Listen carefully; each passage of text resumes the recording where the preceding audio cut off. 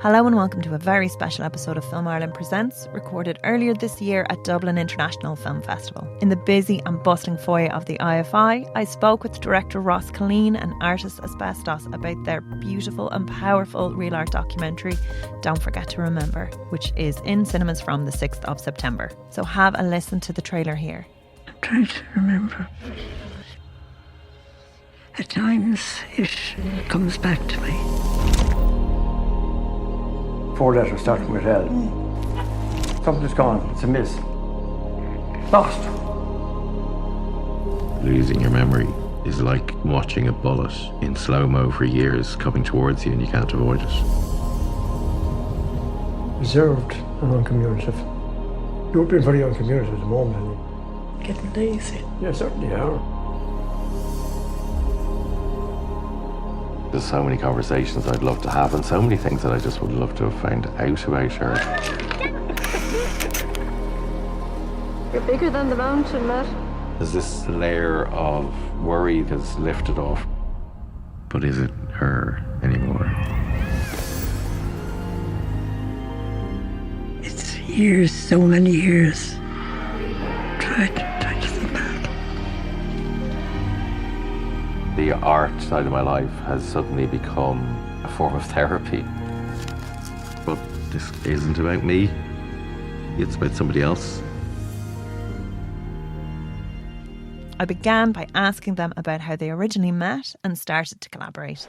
Well, we've known each other for quite a long time, worked on film projects and even a festival that we worked on as well. But I think the genesis of this was an exhibition that was done in Killeen, one night thing for Culture Night, which was about based on Joseph Beuys's work, based on me destroying my own work.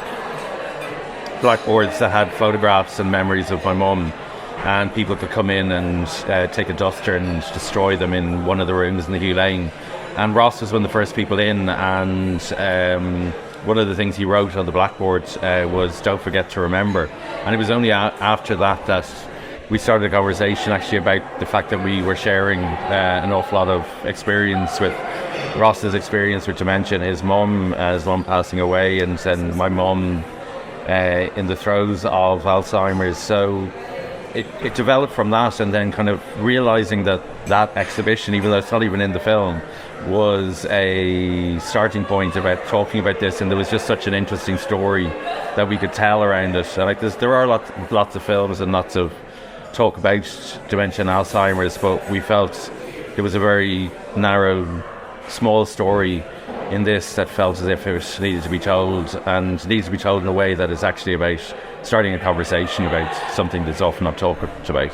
Yeah, and then we saw the Real Art Fund application was coming around, and we just thought, you know what, this is a film that potentially bridges art and film, and this could be quite an interesting fund to apply for. And we put together a proposal, and we submitted it, and we were successful with that, and which was great. But then we had a limited time to kind of produce the film, shoot it, edit it. So it's been amazing. It was an amazing process, and to meet Asbestos and is being allowed in to meet his family, Helena and Matt, and kind of observe what's going on with them, and try and bring that to the big screen, And it's such a beautiful handling of it, and I'd love to go back into the nitty gritty of it, but I just want to do the cold hard boring application stuff, because I think as filmmakers it's so hard to get things across the line. You guys met and kind of bonded over something that was so intimate, and then it's a case of going, we'd love to work on this, or do you start filming and we'll put together a pitch deck? How did the process of even building it to a place where it's ready to go through real artwork? Well, it started from that exhibition and going, I have this footage, I don't know what to do with it, but it feels as if it's not making a short little 2-minute piece. It feels as if there's something bigger in this, and the genesis of Ross writing that on that blackboard and knowing that there was something there. And as we looked at the Real Arts Fund, Ross called me and said, this is here for the exact type of film that we want to make. And it was a pretty short turnaround time to write the treatment, but we're very close to what we wrote and what we wanted to create. So there's kind of a joy to that as well, that it hasn't kind of wandered off in other directions. It's very much kind of the story that we wanted to tell. I think probably as an artist, you're very used to Arts Council application grants as well. In some ways, yeah. Of doing like the nitty gritty of actually, trying to get money to get stuff produced and get it out there. So, and then I'd love to go into I think one of the most beautiful things about this is the processing of grief. And I thought we were just talking a little bit before the recording starting about what this film is, and for me, watching it really felt like watching the process of grief unfurl through, and being worked through artwork, in this very emotionally honest way that I think is so important to have captured on film. I was saying as well, I don't think there's many people that aren't affected specifically by this, so it's a very visceral feeling, and I think as Irish people, we're not great at mental health as a general rule. Or during grief, we do wakes well, and that's it. And I think what you do so beautifully is just be natural in front of the camera and speak your truth for your work, and then go up. You can see that process there bubbling to the surface. And I'm just wondering, there's obviously something you have a shared relationship with, but I'm just wondering how that maybe played out over the course of the film.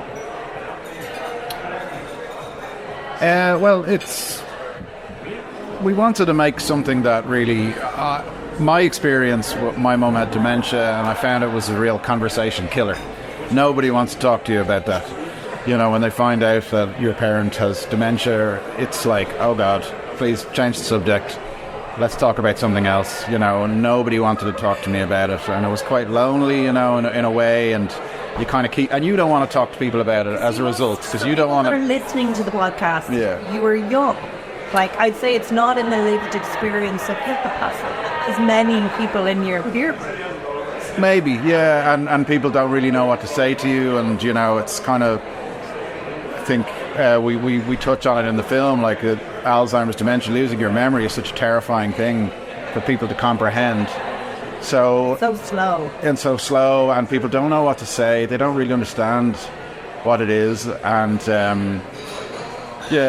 my experience was that it was kind of something that probably I didn't want to talk about, other people didn't want to talk about. So first and foremost, this film, we wanted to make something that, we can hopefully be comfortable talking about it and have a conversation. And, all the people we've been talking about saying we're making this film, it's like, well, my uncle, my mum, my boyfriend's dad, it seems to be something that's affecting so many people.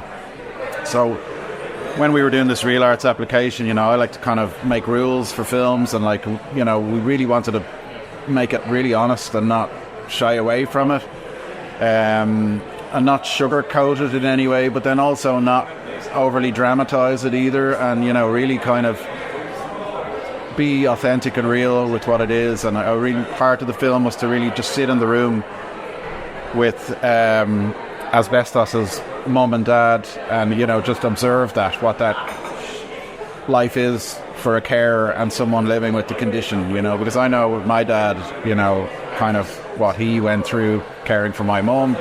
Not a lot of people know what that's like.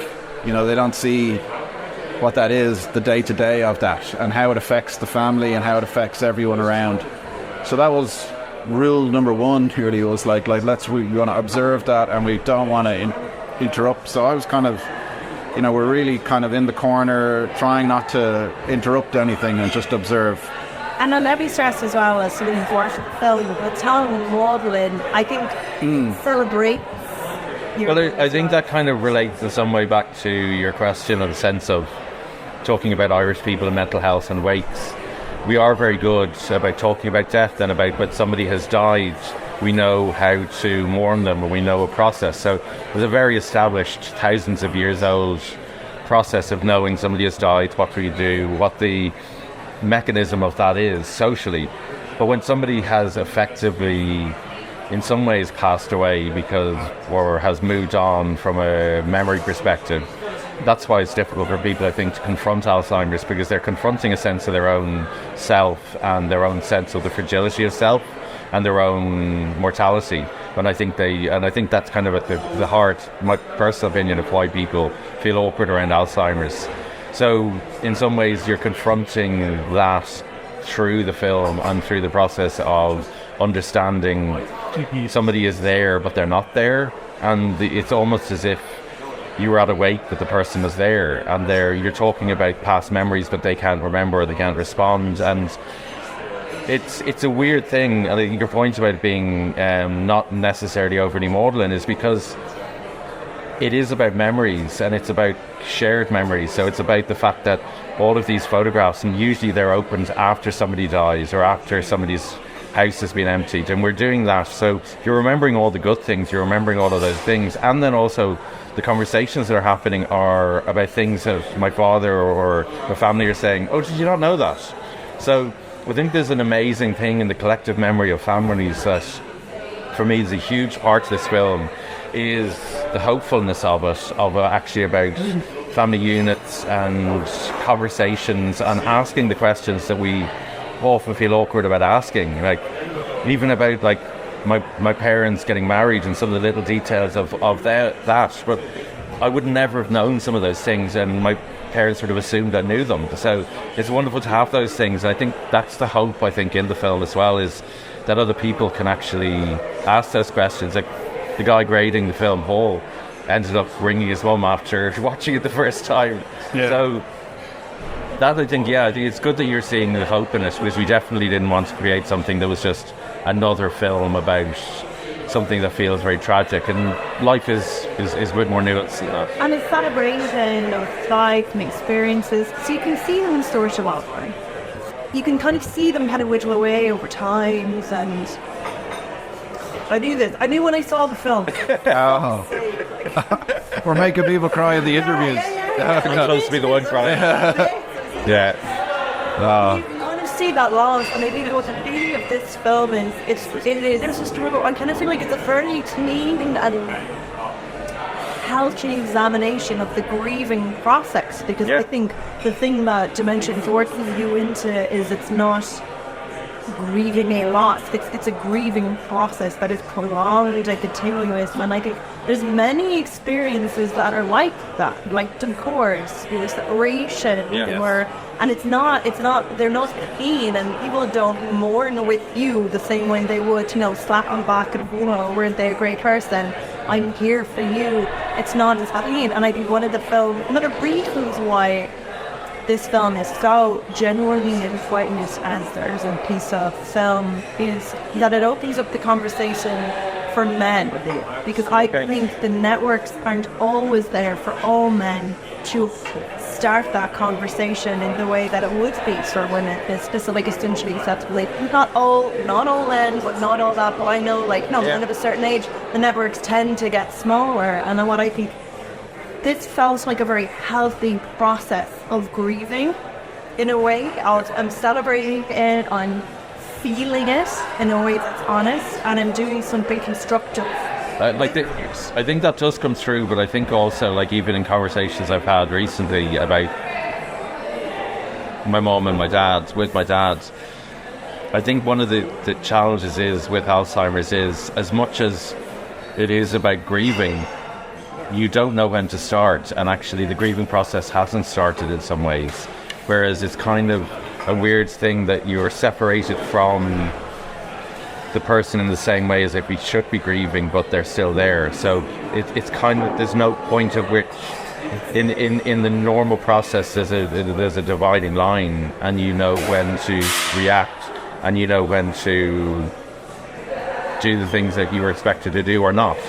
So I think that's where the challenge is with this, and the conversation that hopefully we can open up. So they call it the long goodbye, and basically from the beginning we talked about memory, and we are only who we are because of what we remember.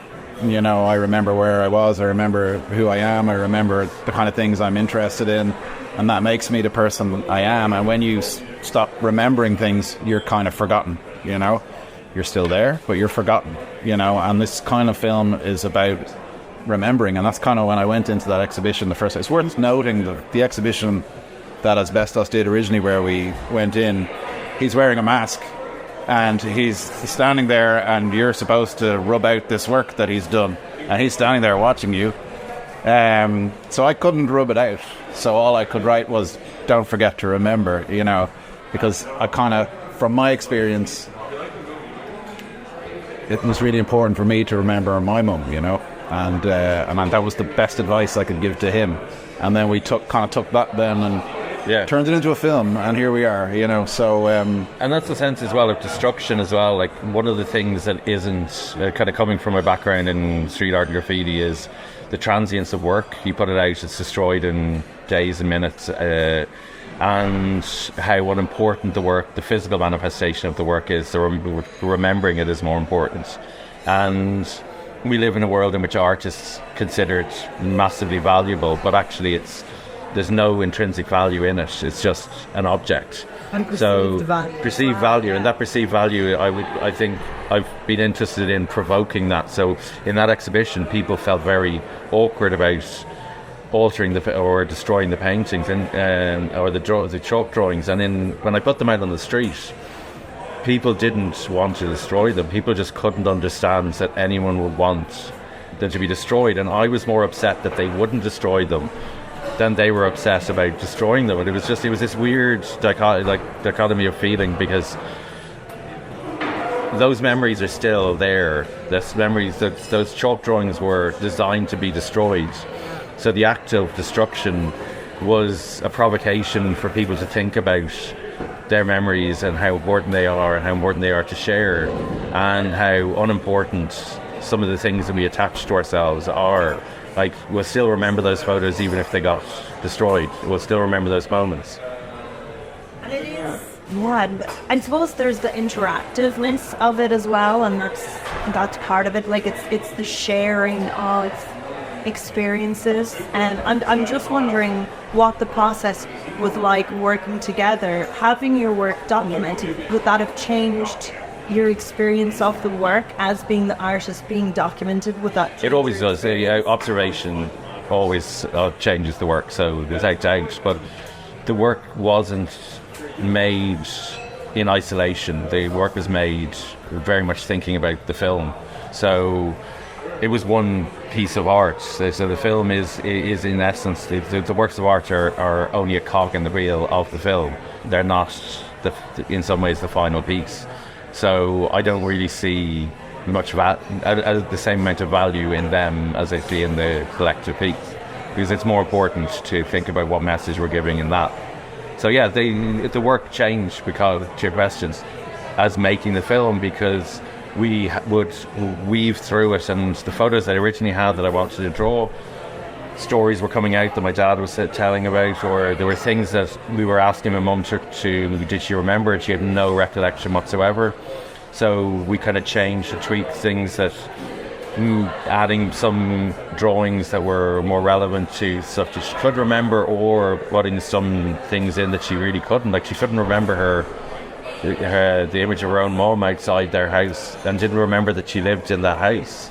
And we actually went in during the filming. Nikki, who is living in the house, we went upstairs, and my mum was looking around, and she had no recollection whatsoever of being in that house, and she'd lived there for 24 years.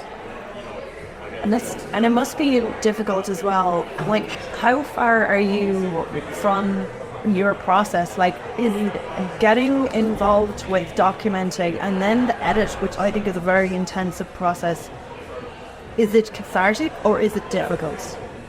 Well, I was very wary of, like, going back there in a way, because, like, my mum passed away in 2019, and we had a very long goodbye, as they call it, you know. And you know, I kind of, you know, a few years had passed and kind of moved on, but, like, I was kind of wary of, why am I putting myself back into this, you know, where I'm going to, you know, be planting myself into a place where I'm, you know, going to be confronted, and, you know, but I just thought that this is a film I need to make. This is a film I can make. I know this. I've been through this. Everything that's in the film, I have experienced, and I felt like that. Yeah, I have to do it, And when we spoke about it, it just all made sense to me. It was a cathartic. Yeah, it was. It was kind of like, it was amazing to meet Matt and Helena and be allowed in, and for them and for Asbestos to be, so vulnerable on camera and to really let us in and let us go there, and and then the edit, obviously, for long periods, we were just there kind of filming. I'm like, there's no film here. There's nothing happening, It is real art, so it is about art. I know, So and there was absolutely a license. Visual, Yeah. textural film. No, as and well. 100%. Yeah. And I did believe, but there were, you go through any process to make the film, there's tough moments, and you're kind of like, God, I'm in too deep here. We're not going to be. But then you'll see in the film, things that you didn't think were important suddenly became very important and became a through line in the film. And the edit was really interesting. I was an editor, so I loved the editing process. Like, I always really enjoy that, and worked really hard with Vinny, our editor, and we really kind of worked it hard. And I think I can't remember the initial question, but But just- how did you find the process, having gone through the years and do you also feel maybe if it had happened a year or two before, it would have been too tough to? No, do you know what? Like, I feel in a way it was the right time for me to do it. I'd kind of been out the other side, and I had time to process that.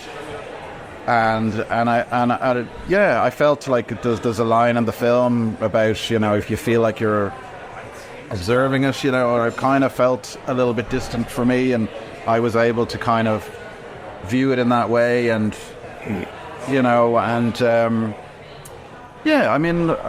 think it was okay. I think it was the right time, and it was cathartic, and it was helpful. Like, my previous film I made immediately after my mum passed away, so that was really cathartic, doing that. And actually, about healing as well, in a way. It was all about healing, and I put all that grief into that film. So I feel like I kind of did all that already, and now this one wasn't that. It was something else. So, it felt okay, and obviously the family were so lovely and supportive of us and what we were doing, and we had a lot of conversations about what we wanted the film to be and what we were. It was all very clear from the start, and like we were talking about our application, we looked at it the other day, and it's like, yeah, it's still there, and obviously. Is that to get your synopsis for is that like you're going, shit, I need a synopsis? Well, here we're going back on it. It was very close. But it was, yeah. Your point about real arts is interesting, because it is a real arts film, which is about artistic films. And it's the perfect vehicle for this, because when we sat down to write it together, or to write the treatment collectively, we wanted to create something both artistic and watchable. I don't know even how to categorize the film. I don't know if it's a documentary, if it's an art film. I don't know what it is, and it doesn't really matter. But the important thing is kind of, as a collaboration between an artist and a filmmaker, is that I think when you're an artist working with a filmmaker, you probably understand the importance of their craft and your craft, and I think we both worked very well in leaving each other to let each other do what they had to do. But I think that relies on a massive level of trust, and I don't know if I could have made it with anyone else. So I was thinking about that, and thinking about how what I needed to do, my role in the film was to effectively, whatever Ross needed to do, I said it to him at the start, whatever you need me to do, I will do. Like, whatever you're asking my parents to do, that's their decision, but I am open to do whatever needs to be done, because it's an important story to tell, and I don't want to come back to this a few years after making it and go, shit, we left the important stuff out. We didn't confront what needed to be confronted, and as a filmmaker, I would imagine you want to be able to have your subject come alive on screen and get what you need to get to tell the proper story.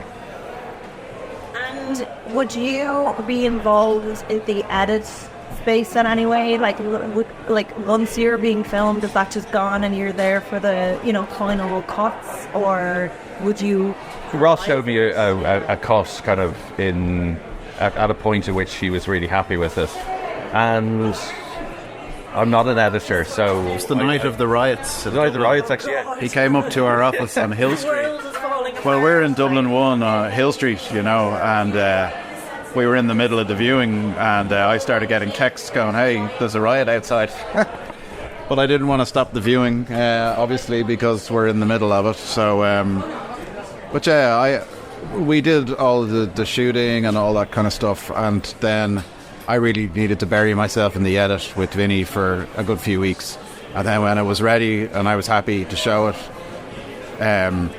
your man here came in to watch it, and that was the night we watched it. And it was, as always kind of watching from the corner of my eye, is he reacting? Is he like it? Does he hate it? So, but yeah, thankfully you liked it, and you didn't find it as sad as you were expecting as well. No, it's to your point earlier when you were tearing up, when you were getting, I think what was interesting is I was going into it and talking to my partner, and I was saying to her, I'm actually kind of freaking out about this a little bit because I don't know if I'll be able to watch it. And what was interesting was the things that I got emotional about, I was really curious about, because they were things that weren't necessarily the bits I think that most people will get emotional about. There were small little things, just little things that my dad might say. Like, there's one of the things that I never noticed until somebody pointed it out, that when I'm thinking I go bum bum bum bum bum, and he does it at the very start of the film. I'm like, oh, for God's sake. I all those things, and they became emotional. So I think everyone will probably get something out of it that is very different. I think it's really important as well, as any artist or creator, to leave things a little bit open as well. And I think it's important in making a film like this that we're not leading people in one direction. I think there's enough ambiguity and scope in this film that people can relate to it, not as my story or Ross's story, but as actually a story that they have some agency in and some. I think that's so true. Yeah, sorry. We're passing the mic around now as it suddenly got very, very busy. So I'll just makes it a little bit less easier to jump in. One of the things I was very interested in was the visual style of the film. I was just wondering if you could, is that leaning into your artwork? Is that something that you knew from the outset? Was that there in the pitch? Because it's very distinct, and then your shots are so gorgeous, and then there's moments of stillness. I'm just wondering how you found the aesthetic for it. Well, like I said at the start, we kind of wrote out what the film was going to be about, and there were three kind of layers to it. One was observing life as it's happening, and just being that kind of fly in the on the wall, or whatever that phrase is, and just sitting there and observing and not just watching, and there's that. Then the second was following Asbestos, his process, and documenting that start to finish, how it's happening.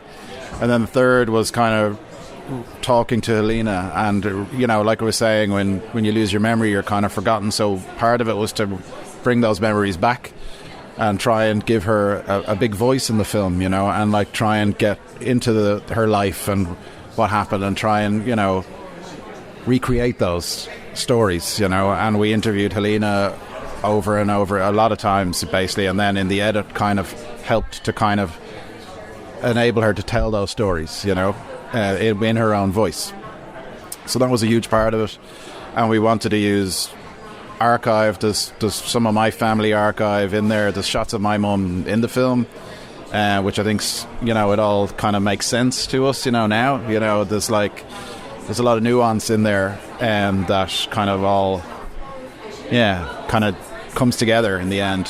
But visually, Narian Van Mala was the DOP, who's a long-term collaborator. amazing Narian documentary. He just finds the angles, he finds the emotion, and he holds on the shots. That's what we didn't want to. Like you were saying, like just leave space for the viewer to kind of, have time to figure it out, and just sit with shots and let them think about it. I think there's a lovely. There's just something lovely in that. Like we're not trying to make a film that tells you exactly what dementia is or Alzheimer's is or how you should feel about it. It's a human story. It's really about a family. It's anyone's family. Like I think everyone can relate to this, and and then just kind of using the found footage in the archive, I thought was really interesting to bring it to life. And then you'll see we've kind of integrated some of Asbestos' artwork into the archive, and we tried a few things, and it's hard to describe what the visual style of it. There's a few visual styles within it, which kind of was, again, a kind of a rule that we wrote down at the start. We wanted to make something that was slightly confusing to the viewer as well, but not like annoyingly confusing. Like there's certain things that you're being kind of drawn into certain spaces and feel very differently at different times. Well, it has like memory in and of itself is, from what I understand, even for somebody who isn't losing their memory, every time you access a memory, you're re-recording it. So every time you think of something, the more you think of something, the more it actually, in some ways, degrades or changes from the original memory. So having different styles, like there was, I'd say, 10 different types, 12 different types of camera probably, or more. Yeah. So that can become very odd in a film if it's one thing, but because we're talking about remembering something in a very different way and re-remembering and broken memories and rediscovering things and representing stories with visuals that actually aren't those memories as well, which is actually a difficult thing to do, and it's a real accomplishment, I think, in the film, that it doesn't feel at all at odds. And then the layering on top of that of the animations that I've done with it to kind of give that sense of not so much destruction, but kind of the questioning of what this is and what memory is. So in some ways, and with so much art, it's kind of not what you do, it's what you leave out. And I think there was so much we filmed, so there was so many days filming that weren't in there. There was so much footage that we got that isn't in there. There's like the time we took to film putting up all of the blackboards and them being destroyed and all of that process, like so much of that isn't in there, and it doesn't need to be. Like there's loads of moments that I was just like, that's definitely going into the film, and they're not there, and they're not there because they don't need to be. That's why you weren't in the edit. Yeah. Well, yeah, it wouldn't have got. That's what they say. A director, shouldn't edit their own film because you're so attached to the footage you shot. I climbed the mountain that day and shot from the top of the mountain. That definitely has to be in the film. Then an editor comes in and goes, "Why is there a shot from the top of this mountain? Like, doesn't make any sense for the story. Take it out." And you're like, "But hang on, that took me like 6 hours to get to the top of it."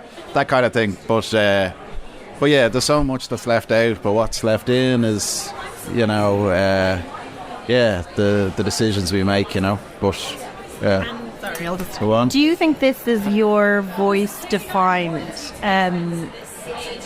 Celebration, uplifting, like as a filmmaker, as someone who's editing, is this just what these projects are? Do you feel like as a creative person you're always drawn to that like Jungian holistic sense of growth, or is it just a project?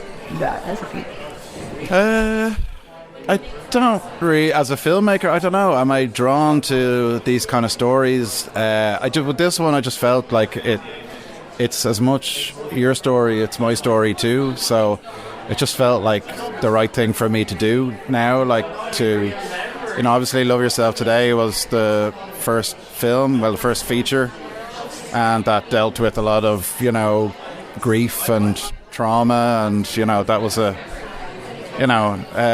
another tough one, and maybe I need to do a comedy or something next, but again, it was tough, but it was very ultimately upbeat, or not upbeat, as in ultimately positive. Yeah. Saying But I think that goes back to our conversation about death and grieving. Like, there are many things we don't do well in this country, from conversations and awkwardness and mental health, but I think the grieving process is really important, to be vulnerable and to be open to grieve properly. And I think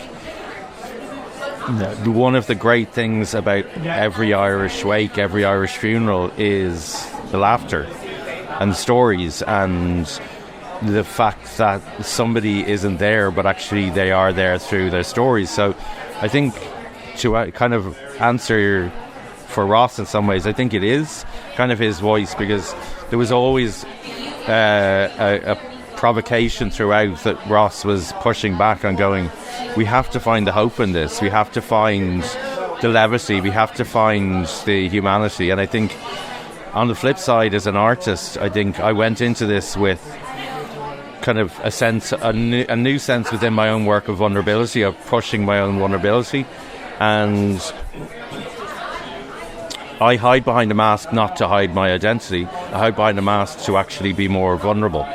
So by covering your face, you become less of the person that we all see with all of the isms that we associate, and it becomes more connecting with people, and it gives people an opportunity to project their own story onto those things. So my work has got more and more and more and more vulnerable over the years, and it becomes more compelling as an artist the more that you become vulnerable, to push that even more and more, because it's intoxicating, because you're actually understanding yourself better and you're understanding people around you. And the more that you come out and say something that you might feel really embarrassed about or really worried about, the more you realise how many people actually share that same feeling. So we needed to make sure that this film wasn't maudlin and kind of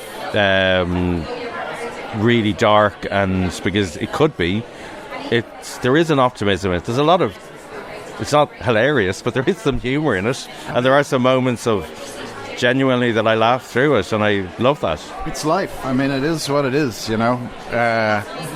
This is life, and this is what's happening in people's lives, and you know, I think there's a power in facing that and not facing it like from behind the couch with your, you know, peering over it. You know, just, you know, really embracing, just opening up to seeing it for what it is, and having a conversation around that. Because like, even just at the launch of Diff the other night, you know, people are asking, you know, what's the film about, and we're just telling people, and instantly the conversations are starting, you know, and that's kind of really exciting. And what our main hope, if we can do anything with this film, if we can open up and help people to talk about this, I think that will be good. But the name of the film in some ways is less about us, it's more about the viewer, because it is a provocation showing this story and saying, don't forget to remember. Like, it is about memory and embracing those memories and making sure that you hold on to them, or at least grasp them and share them. And it's such a powerful film. I think everyone should go see it. They can't go see it now at Diff because it's sold out, so they'll have to get their tickets. Yeah, when it's on release, when it's on one of its many screenings. And good luck for the screening. I'd say it'll be a difficult watch. I think it's going to be. I think it's easier for me to watch on my own when I'm with other people. The thing is that there's certain things that I get very emotional about, but I think that also comes from an energy of people watching and people relating their own stories, and I think that's where it's very powerful. Yeah, and I don't want people to think it's a difficult watch as well, like, you know, because it's For ye. Oh, for us. Sorry, for ye, because you'll feel the emotion of the room. I always think if you're watching your film for the first time, it's always difficult. But I think for ye, picking up the emotion in the space is probably going to be really hard. Sorry, I did not make that clear at all. The film itself is a beautiful constructed film that is surprisingly light for the context. But that's it. Yeah, no, it's, as a filmmaker, you never get to watch your film for the first time. So I've seen it hundreds of times now, But yeah, watching it with a packed cinema, with everyone who was connected to the film there, I really look forward to that. You know, I look forward to those moments. I want to cherish them and, you know, remember them and just be very present for when that happens, you know. So I'm excited. Yeah, really excited. If you would like to have your film screened at Dublin International Film Festival, you can submit your film now on Film Freeway. And you enjoyed this discussion, please like and subscribe to the Film Ireland podcast on the platform of your choice. And make sure to go to filmireland.ie where you can sign up for our newsletter too.